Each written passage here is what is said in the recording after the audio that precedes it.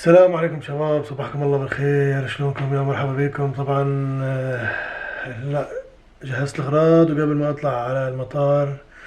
وهي الأغراض هون، في شوية أغراض هون شايفين.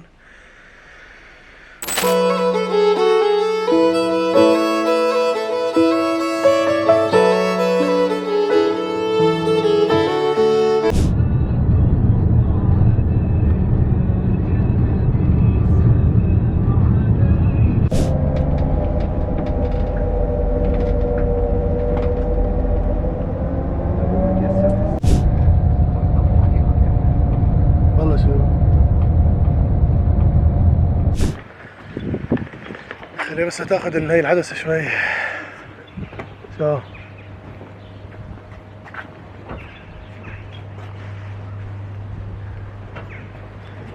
هي الباص ورانا يا جماعة.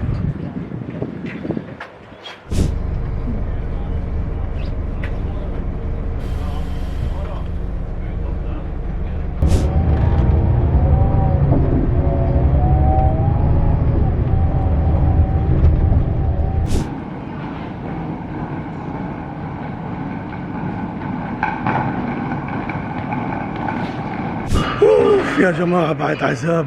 ضلينا تقريبا شي ساعة بالكنترول عم يفتشوني. طبعا المشكلة كانت مشان الدرون. كان في عنا مشكلة انه نفوت الدرون معي كمان، لان على الطيارة مشان البطاريات ما تنفجر. تمام، فمشكلة كبيرة اليوم. آه.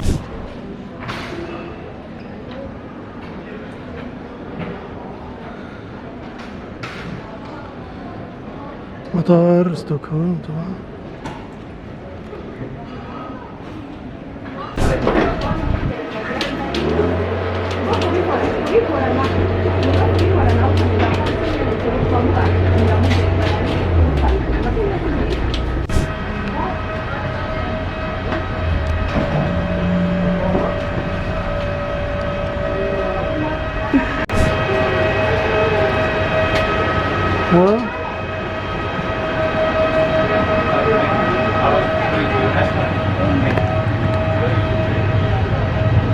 Tuvaletleri kullanmayınız.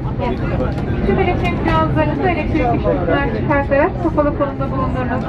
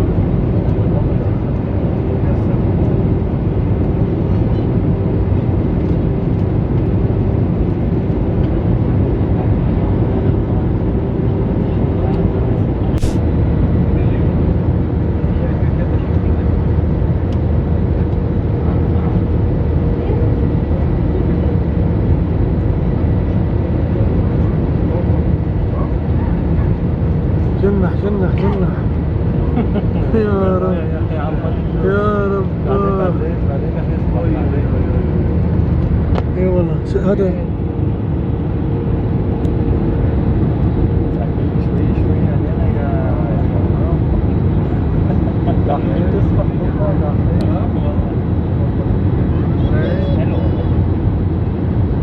بتجنن يا رجل. حلو حلو.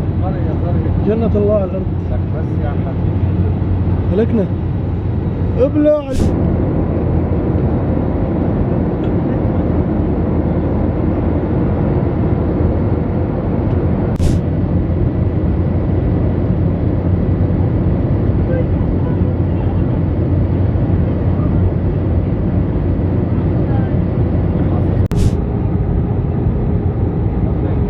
بيني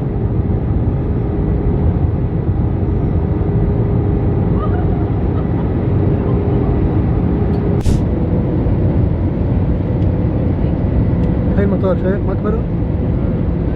هذا الجامع عم تنزل طيارتين مع بعض.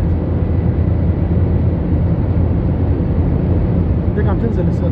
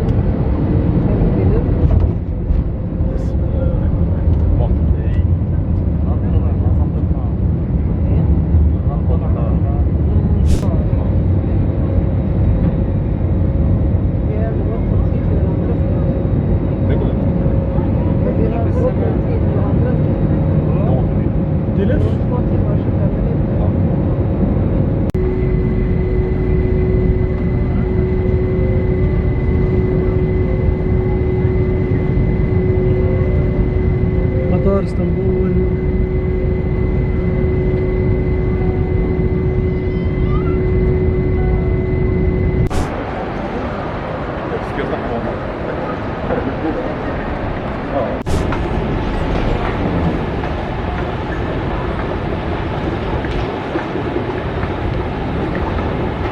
يا جماعة المطار كبير للدرجة ما بتتخيلوها. شايفين؟ ناخذ لقطة هيك.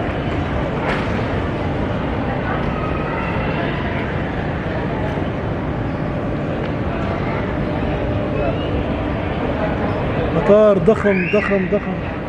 هلا اخذنا الشناتي تمام. خلينا نكمل ونطلع لبرا لانه انا متت من الرعب عن جد. هلا بحكي لكم قصة صارت معي كمان.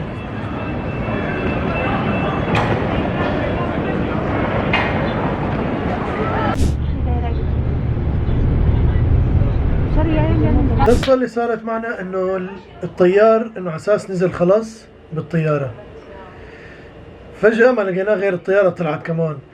لما ضرب الارض وطلع طلعة هاي السريعة حسينا العالم يعني ماتت من الرعب. يعني ما فينا اوصف لكم الشعور. طبعا طلعت الطيارة كمان صار في ضغط ضغط ضغط مو طبيعي. يعني عن جد انا خلص قلت انا خلص، لانه المدرج شكله ما وقف، لانه هو كان انا عم اطلع على سرعته، كانت سرعته تقريبا 350 الطيار. فما حسن ينزل يكم يعني المدرج ما كفى، فاضطر انه يطلع ويكمل، وعمل دورة حق يعني على اسطنبول كلياتها لحد ترجع على المطار، مطار اسطنبول الجديد هذا الكبير. بس اقسم بالله يعني انا اول مرة بعايش هيك عن جد. شيء يعني مرعب مرعب. الله لا يعيدها مرة ثانية ان شاء الله. بس الحلوة بالشغلة انه قبل ما اطلع بالطيارة طبعا اشرت له للكابتن، فقلت له بدي اصورك، قام قال لي اوكي اعمل لي هيك، واشر لرفيقه اللي جنبه الكابتن هذا مساعد الطيار كمان، يعني حبابين الجماعة. فهاي القصة اللي قلت لكم عليها بدي احكيها ان شاء الله.